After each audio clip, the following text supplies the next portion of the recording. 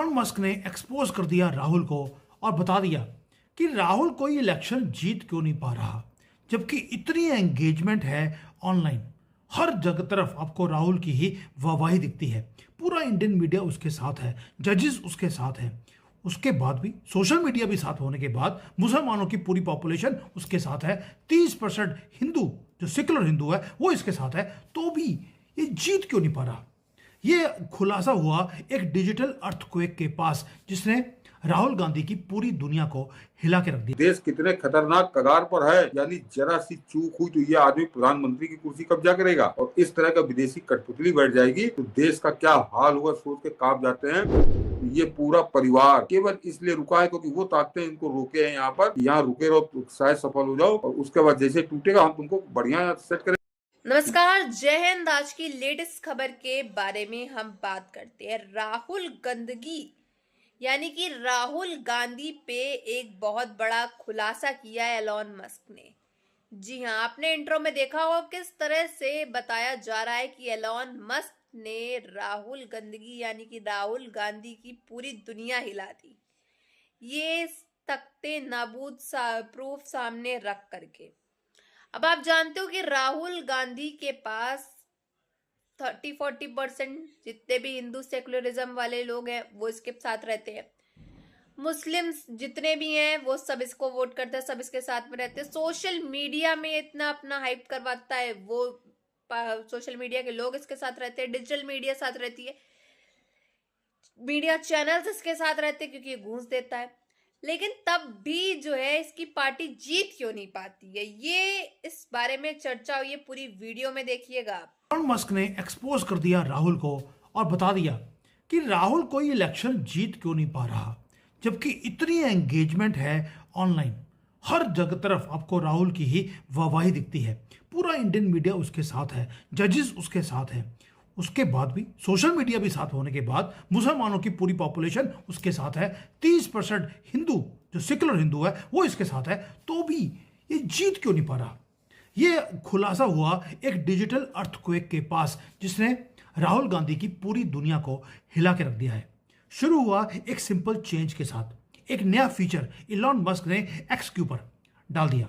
वो शो करता है कि कौन सा आदमी कौन सी कंट्री से बैठकर वो पोस्टिंग कर रहा है। और 24 घंटे के अंदर एक ग्लोबल अनमास्किंग हो गई है राहुल गांधी की, चाइना की जो इसका बॉस है, इवन अमेरिका के अंदर सोरोस की पूरी टीम की। पूरा का पूरा नेटवर्क फेक अकाउंट से भरा हुआ था। ट्रोल करते थे मोदी जी को, कभी ट्रंप को, कभी किसी और को, और स्टेट स्पॉन्सर्ड प्रोपेगेंडा चलाया जाता था। स्टोरी है जहां पर ट्विटर ने शुरू किया अ ग्रेट क्लीन अप, जो प्रोपेगेंडा की आर्मी खड़ी की गई थी, कवर अप था। ये सारा का सारा आज आपके सामने रखने वाला हूं। और राहुल गांधी जीतता क्यों नहीं है ये आपको आज समझ आएगा। अब आते हैं डिजिटल डूम्सडे के ऊपर। डिस इंफॉर्मेशन का एक दुकानदारी जो इन्होंने खड़ी करी।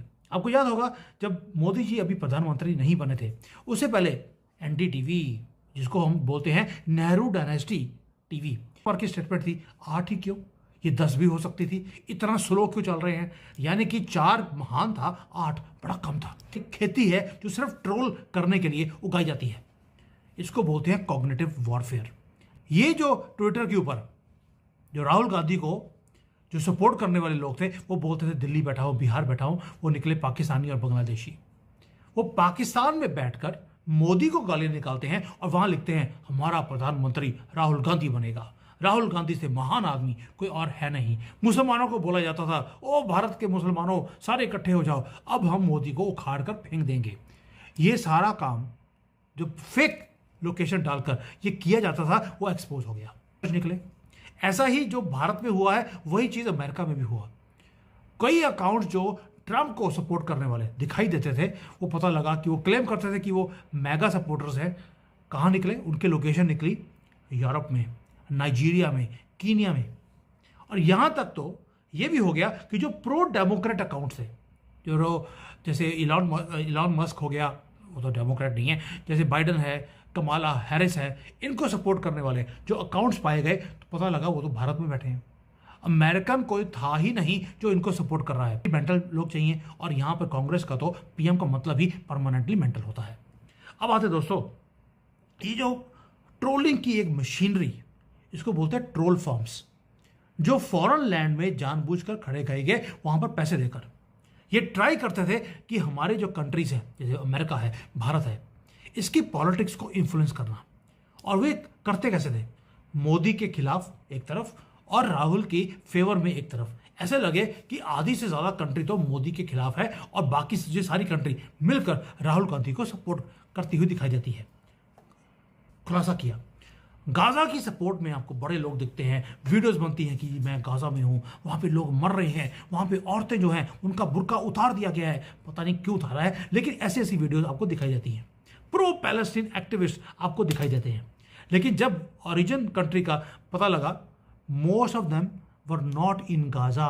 ना इसराइल में है, ना गाजा में है, ना लेबनान में है, वो बैठे पाकिस्तान में, वो बैठे इजिप्ट में। और ये पूरी की पूरी इंडस्ट्री जो फेक विट। दूसरा है सोरोस। सोरोस मैंने बता दिया आपको, उसके अपने हैंडलर्स बैठे हैं जो एंटी ट्रंप नैरेटिव बनाते हैं यूरोप में बैठकर, नाइजीरिया में बैठकर। अब चाइना का मोस्ट शॉकिंग पार्ट था जो पूरा पूरा इसके अंदर आया। चाइना के अंदर ट्विटर बैन है, लेकिन चाइना के अंदर ट्विटर अकाउंट्स चल रहे हैं जो दिखाए जाते थे कि भाई वो बैठे हैं अमेरिका में, country of origin America, Europe, UK, और निकले सारे के सारे चाइना के अंदर। एक इन्हें बोला जाता है गोल्डन अकाउंट्स। गोल्डन अकाउंट्स वो होते हैं जिसे गवर्नमेंट ऑफ चाइना रन करती है। दोस्तों, ये जो अकाउंट्स हैं ये पूरे दुनिया में गंद फैलाने के लिए ये किए गए हैं। ये कोई मिनिस्ट्री ऑफ फॉरेन अफेयर्स की तरह कोई स्टेटमेंट नहीं है। ये छुपी हुई जो पुलिस होती है ये वो काम करती है। वहां पर राहुल गांधी को सपोर्ट, ट्रंप के खिलाफ नैरेटिव्स, ये सारे के सारा जब अब एक्सपोज हुआ है, उसके नीचे कंट्री ऑफ ओरिजिन आ गया चाइना। और ये जो अकाउंट्स है जो पॉजिटिव इमेज दिखाते थे राहुल की, अटैक करते थे मोदी जी को, ये सारे अकाउंट भी अब बंद होने वाले हैं। अब एक खुलासा और हुआ। आपको मालूम है यहाँ पर उगर मुसलमान हैं, तिब्बतियंस हैं, उनकी वीडियोस आती हैं बड़ी बहुत ज़्यादा कि जी हम बड़े ही सुख शांति से चाइना में रह रहे हैं, हमें कोई दिक्कत नहीं है, यहाँ पर लाइफ बहुत ही सुंदर है, हमें कोई भी हमें ऑप्रेस करने की कोशिश नहीं कर रहा। अब पता लगा कि पूरा का पूरा ट्विटर, अब गूगल, यूट्यूब, यहाँ पर भी अब हंटिंग शुरू हो गई। कई लोगों ने बोल दिया कि अब इनको छोड़ेंगे नहीं। जैसे ही कोई अकाउंट उनको दिखता है संदिग्ध है, सस्पिशियस अकाउंट है, इमीडिएटली उसका एक डाटाबेस बनाया जा रहा है। लोग कर रहे हैं, ये लोग करने के बाद उसकी स्क्रीनशॉट लेते हैं, उन्होंने अपने ट्विटर पे डालना शुरू कर दिया कि वेरीफाई करो ये आदमी कौन है। और जैसे ही वेरिफिकेशन होना शुरू हुआ, पता लगा कि वो लोगों ने इमीडिएटली अपने अकाउंट्स को बंद कर दिया, डिलीट कर दिया या अपनी कंट्रीज को चेंज कर दिया।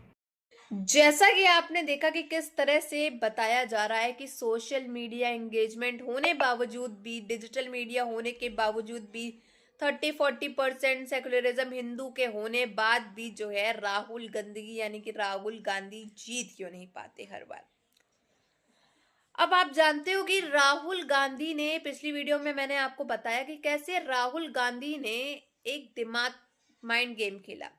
इसने एक मीटिंग रखी, टेररिस्ट के साथ ये मिला हुआ था, मुस्लिम इस्लामिस्ट के साथ ये ज्यादा मिला रहता है। और आपको मालूम भी होगा कि इसकी जो पार्टी में जितने भी गिने चुने वोट आते भी है और इस बार भी आए, जितने भी गिने चुने वो सब मुस्लिम पार्टी ही करती है, यानी कि मुस्लिम आबादी करती है, क्योंकि ये उनके साथ रहते, उनके हाँ में हाँ मिलाते और उनके हक का ही सारा काम करते और घूस वाला काम तो इनका है ही। तो इस वजह से सारे हिंदू पार्टी जो है इन्हीं को, मुस्लिम पार्टी जो है इन्हीं को वोट करती है। और हिंदू सेकुलरिज्म जितने भी हैं गिने चुने 20-30% जो भड़काव में रहते हैं, भड़क जाते हैं जल्दी दूसरों की बातों में, मुस्लिम कम्युनिटी के साथ रहते हैं जो हिंदू, वो एरिया एक रहता है, तो रहन सहन से भी काफी ज्यादा फर्क पड़ जाता है साथियों। सोसाइटी का जो एरिया है, जो भी एरिया में ये लोग रहे होते हैं हिंदू मुस्लिम्स के साथ, तो वही मेंटालिटी, वही सोच बन जाती है, जिसकी वजह से ये बहकावे में आ जाते हैं। और वही जगह से आपने गौर किया हो, अगर आपको मैं बताऊं कि कोई भी एरिया अगर हिंदू एरिया है, वहां से अगर बीजेपी को वोट जा रहा है तो उसके पूरे आसपास के क्षेत्र से बीजेपी को ही वोट जाएगा, ना कि कांग्रेस को। अगर मुस्लिम पार्टी से जाना है एक एरिया में, मुस्लिम लोगों ने किया, तो उसके आसपास जितने भी हिंदू रह रहे होंगे वो तक कांग्रेस को वोट करेंगे। ये मेंटालिटी, ये सोसाइटी का काफी ज्यादा फर्क पड़ता है और यही देखा जाता है हर बार वोट्स के अनुसार। अब ये खुलासा तो एलॉन मस्क ने कर दिया एक अर्थक्वेक के बाद। ये बड़ा अर्थक्वेक जो है, ये राहुल गंदगी को काफी बड़ा सदमा लगा है ये देख के।